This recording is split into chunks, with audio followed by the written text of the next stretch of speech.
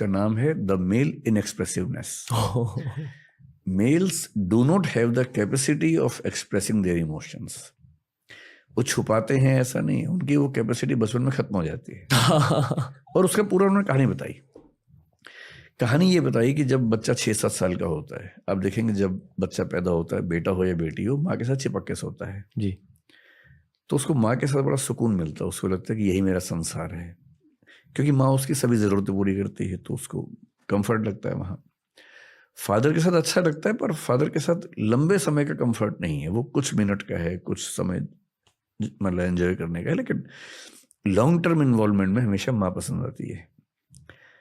अब 6-7 साल या 8 की उम्र के बाद क्या होता है कि बेटे को हम माँ से अलग करने लगते हैं कि अलग कमरे में सो, दूर सो,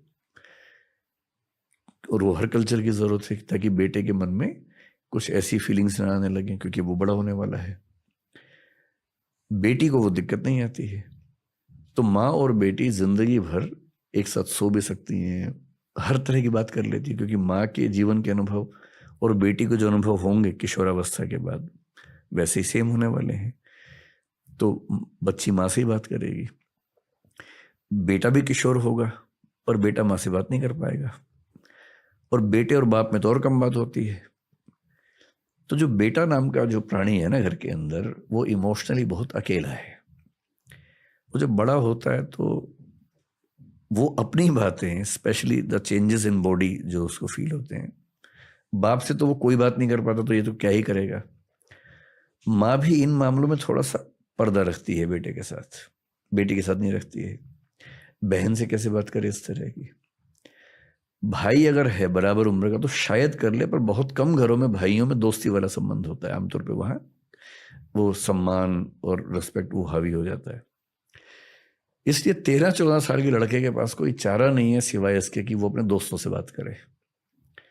दोस्त भी उतने ही अकेले हैं अपने अपने घर में, सही किसी को नहीं पता है, तो कहीं कहीं से वो ज्ञान चुराते हैं, आपस में शेयर करते हैं, गैंग बनाते हैं अपना। और क्योंकि घर के अंदर से वो इमोशनल स्टेबिलिटी उनको नहीं मिलती है, सपोर्ट नहीं मिलती इन मामलों में, तो लड़के, मतलब नैन्सी कोडोरो जो बता रही है, मैं उनकी बात बता रहा हूँ जी। तो लड़का एक विद्रोह के भाव में रहता है कि मुझे मेरी माँ ने मुझसे अलग कर दिया और मैं अपनी बहन की तरह माँ के साथ नहीं रह पाता हूँ। तो वो घर की दुनिया से डिटैच होके बाहर की दुनिया में सुकून ढूंढता है। इसलिए आप देखेंगे जनरली लड़कों के लिए पैसा, रुतबा, पावर, बड़ा घर, बड़ी गाड़ी, इसकी जितनी वैल्यू है जनरली लड़कियों के लिए नहीं होती है, क्योंकि वो घर के माहौल में अपनी माँ के साथ, पापा के साथ जितना सुकून उनको मिलता है, तो इनके लिए सफलता के मायने जनरली अलग रहते हैं। वो सफलता प्यार मोहब्बत में ज़्यादा देख पाती हैं।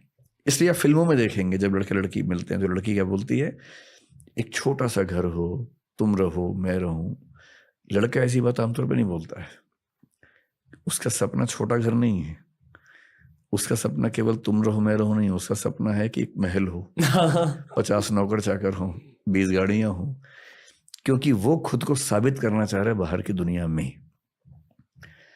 और लड़की, सभी नहीं, जनरली लड़कियों के लिए सुकून का बिंदु है घर, परिवार, दोस्तों का समूह, एक छोटा समूह जहां इमोशंस आपस में शेयर हो जाएं, न कि ऑब्जेक्ट से वो अपने आप को डिफाइन करें। और ये इसकी जड़ है बचपन का वो अनुभव जब बेटे को माँ से अलग किया जाता है।